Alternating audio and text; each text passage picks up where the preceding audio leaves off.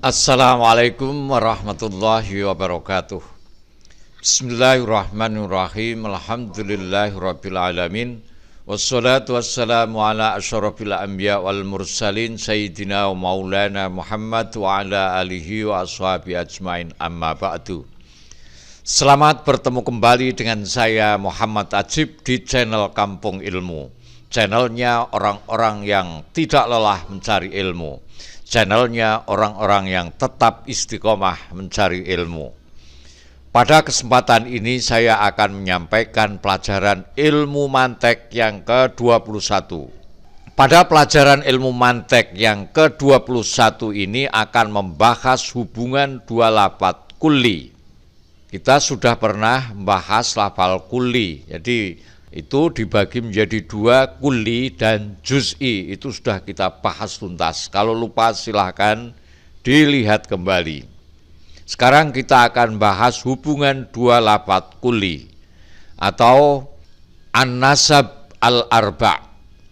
An-nasab al-arba' itu 4 hubungan, yaitu at-tasawi, at-tabayun, al-umum wal khusus mutlaqan, al-umum wal khusus min wajhin.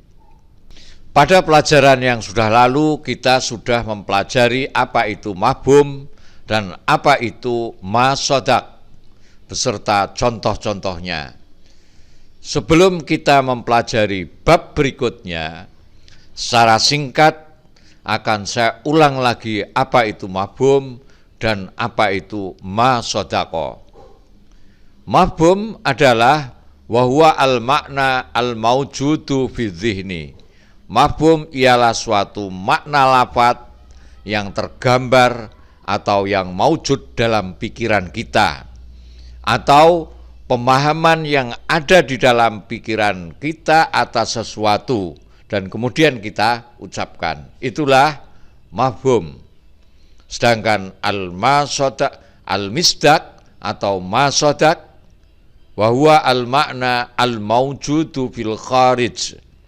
Masodaqah ialah suatu makna lafaz yang maujud dalam kenyataannya, dalam realitasnya, dalam realitas individu yang tercakup di dalam lafaz. Masodaqah ialah suatu makna lafaz yang maujud dalam kenyataan, dalam realitasnya. Contoh, kata unggas. Unggas mafhumnya atau yang tergambar di dalam pikiran kita adalah hewan yang berkaki 2 dan bersayap yang biasa dipelihara oleh manusia. Sedangkan masodaknya, unggas itu masodaknya, cakupan realitasnya itu adalah bebek, mentok, banyak, ayam, kalkun, dan lain sebagainya. Nah, pelajaran kali ini kita akan membahas hubungan antara dua lafal kulli berdasarkan masodako, berdasarkan misdak, berdasarkan cakupannya, berdasarkan individu yang tercakup dalam realitanya. Hubungan dua lafaz kulli berdasarkan misdaknya atau berdasarkan masodakonya tidak akan keluar dari 4 kemungkinan yang dalam istilah ilmu mantek dinamakan an-nasabul arba'u, hubungan yang 4. Wan nasabu bainal kulliyaini arba'un ya at-tasawi wa taqa'u hadhin nisbatu bainal kulliyaini alladzaini yantabiqu kullu wahidin minhuma ala jami'i masadiqil akhar mislu insanin wan natek. Yang pertama, nisbah tasawi. Nisbah tasawi adalah nisbah atau hubungan yang terjadi pada dua lafal kulli yang masing-masing masodakonya itu sama. Artinya tidak berbeda cakupannya masing-masing kulli. Jadi masing-masing kulli itu cakupannya tidak berbeda. Contoh al-insan wan natik. Mafhum al-insan tercakup dalam masodakonya an-natek. Dan mafhum an-natek tercakup dalam masodakonya al-insan. Maka dia dapat dikatakan kullu insanin natikun wa kullu natikin insanun. Setiap insan adalah berpikir dan setiap berpikir adalah insan. Inilah yang disebut nisbat tasawi. Yang kedua, nisbah tabayun. Nisbah tabayun adalah nisbah atau hubungan yang terjadi pada dua lafadz kulli. Masing-masing masodakonya tidak sama. Artinya cakupan masodak dari masing-masing kulli itu berbeda. Cakupannya masing-masing kulli berbeda. Jadi kebalikan dari yang pertama tadi. Kalau yang pertama masing-masing kulli itu masodakonya sama atau tidak berbeda, tapi kalau nisbah tabayun ini masodakonya masing-masing berbeda. Contoh, al-hayawanu wal jamadu, al-hayawanu kulli, wal jamadu, al-jamadu juga kulli. Al-hayawan artinya hewan, al-jamad artinya benda mati. Mafhum al-hayawan tidak tercakup dalam masodakonya al-jamad.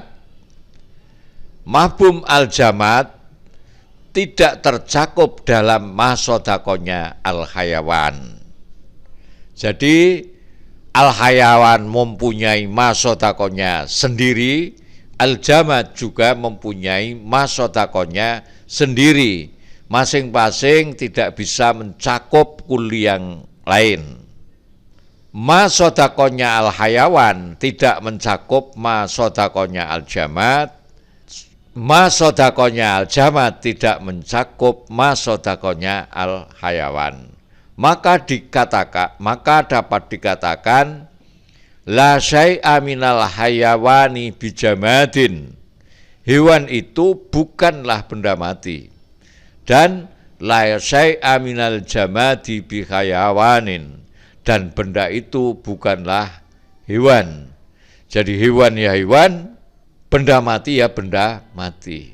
Antara benda mati dan hewan itu berbeda sama sekali. Masodakonya hayawan tidak mencakup masodakonya jamad, dan masodakonya jamad tidak mencakup masodakonya hayawan.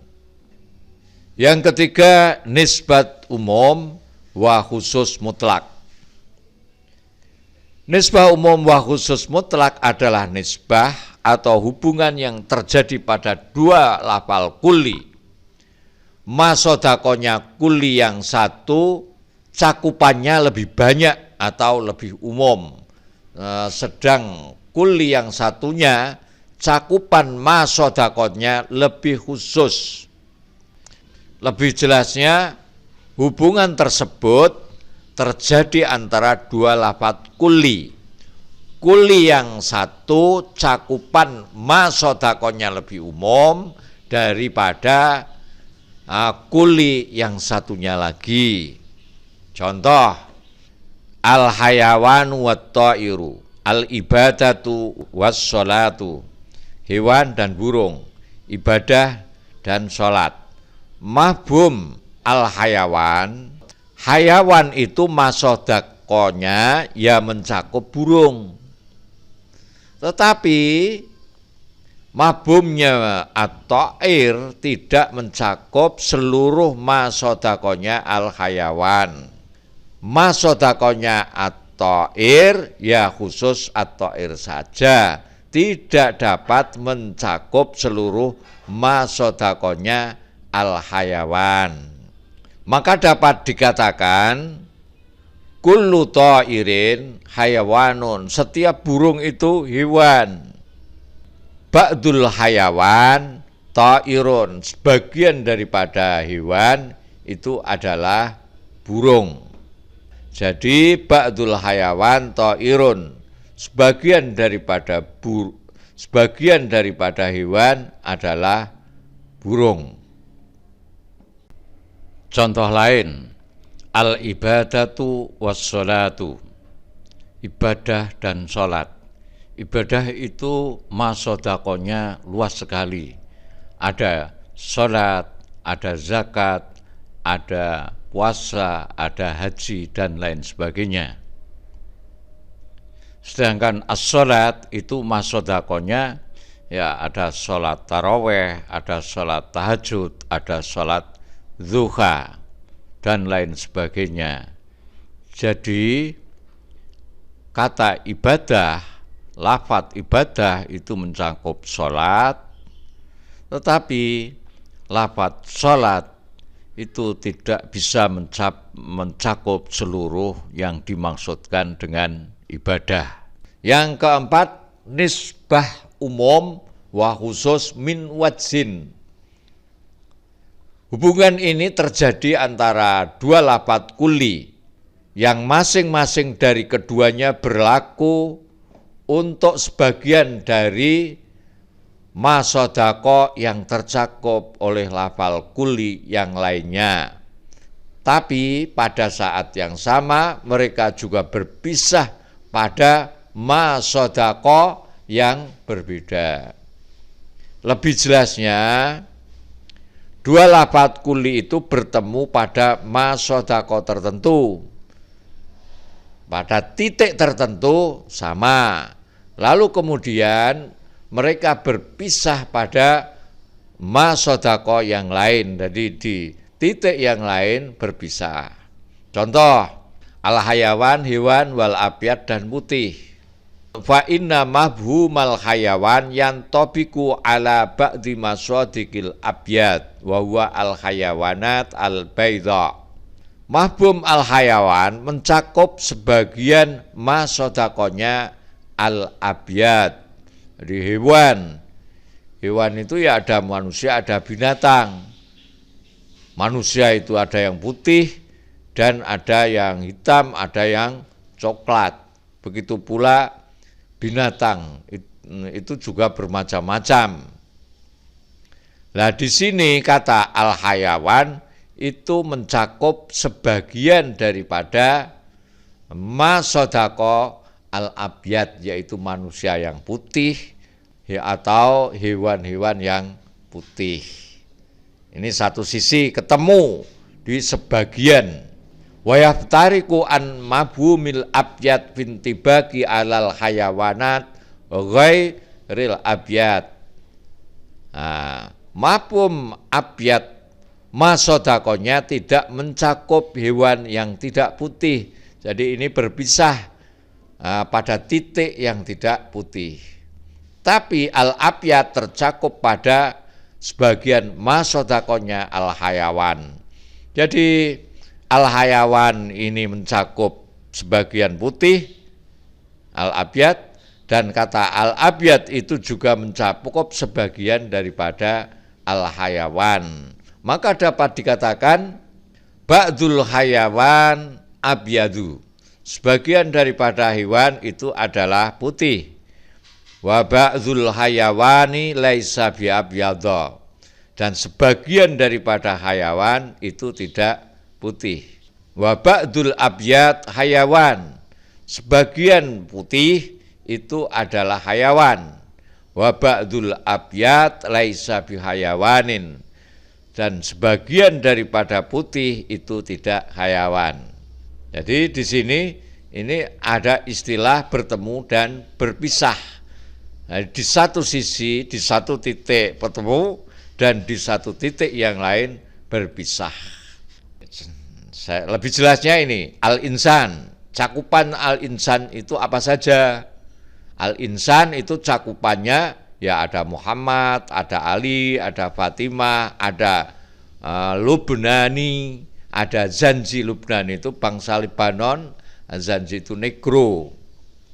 Ada macam-macam jenis manusia itu. Lah al-abyad, abyad itu macam-macam. Ada kertas putih, ada gula putih, kain putih, burung yang putih, darah, juga orang Libanon, dan lain sebagainya. Nah, fabainahuma umumun wa khususun min wajhin. Di antara keduanya ini mengandung pengertian umum dan mengandung pengertian khusus ditinjau dari satu sisi. Li'annal insan qad yakunu abyadha. Karena sebagian manusia itu kadang ada yang putih, kadang ada yang hitam, dan kadang ada yang coklat. Sedangkan yang putih wal abyad qad yakunu insan wa qad yakunu ghairahu. Sedangkan putih kadang berupa manusia dan kadang tidak berupa manusia, seperti salju, dinding, dan lain sebagainya. Wa ba'dul insan abyad, sebagian manusia itu putih. Wa ba'du ghairu abyad, sedangkan sebagian yang lain tidak putih. Nah, sebagian daripada warna putih itu adalah manusia, dan sebagian daripada warna putih itu bukan manusia. Silahkan diulang-ulang kalau belum paham. Insya Allah nanti paham. Sampai di sini dulu, sampai ketemu lagi insya Allah. Assalamualaikum warahmatullahi wabarakatuh. Muhammad Ajib.